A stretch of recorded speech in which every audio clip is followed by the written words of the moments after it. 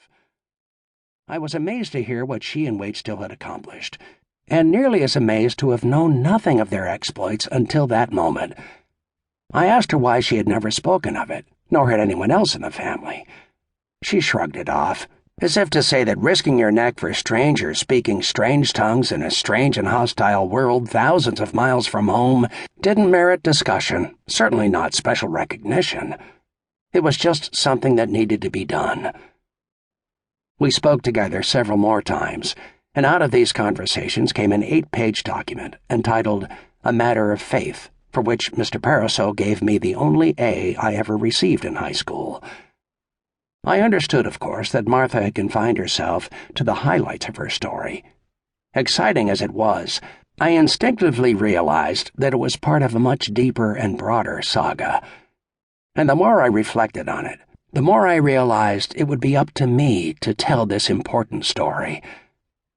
After high school, I entered Hampshire College in Amherst, Massachusetts, which is about 25 miles from the house where Waitstill then lived in Greenfield. The Reverend Sharp's life since retirement from the pulpit in 1972 was fairly circumscribed, partially as a consequence of age-related infirmities. He no longer was quite so square-shouldered, strong, and resolute as he always appeared in photos, although he did still wear his signature wire-rimmed spectacles. Waitstill read the New York Times each morning, watched the news with Walter Cronkite, and read a lot of historical nonfiction and biography, with particular emphasis on World War II and its causes. He was especially interested in books about the rise of Hitler. Raised on a farm, he also taught me how to compost. We attended church together on Sundays, and we often discussed religion, faith, and its role in both his public and private life. Though retired, he continued to deliver guest sermons from time to time. I attended a few of them, and each had a profound effect on me. Each was fully considered and powerful. If there was an overarching theme to them, it was the importance of finding the joy of serving others. Since it was exactly that search that then occupied much of my time, I listened closely as he spoke. The past seemed to interest him only insofar as it illuminated the present. He did humor me when I asked about the relief missions to Europe. He filled in a few blanks in Martha's narrative, told me a tale or two of his own daring-do, and generally agreed that humans rebuffed my admiring suggestions that he and Martha had received insufficient recognition for their remarkable sacrifice.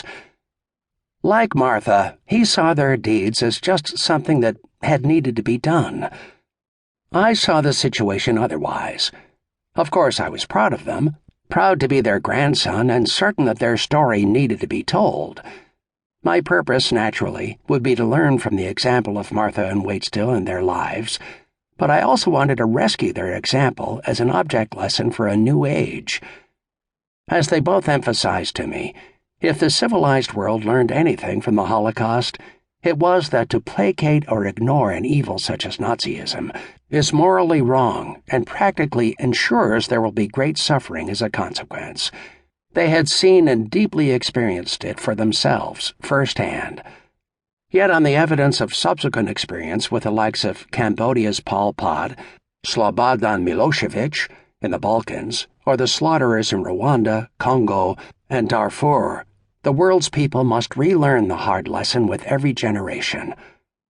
What the Sharps demonstrated by example was their fundamental belief that this moral imperative to confront evil wherever it appears holds true for the individual as well as society. I can't think of a more important message for me to carry from their generation to mine and beyond. Unfortunately, Waitstill died before I could begin systematic interviews with him. Martha survived him by 16 years, but her memory was irretrievably lost to senile dementia before I was able to capture and fully record her story.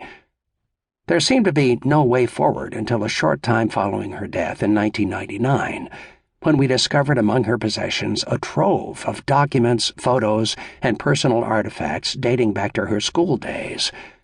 The vast and eclectic archive includes everything from personal letters, official reports, and photos to maps, handwritten notes, calendars, datebooks, hotel tabs, ticket stubs, playbills, and other souvenirs of Martha and Waitstill's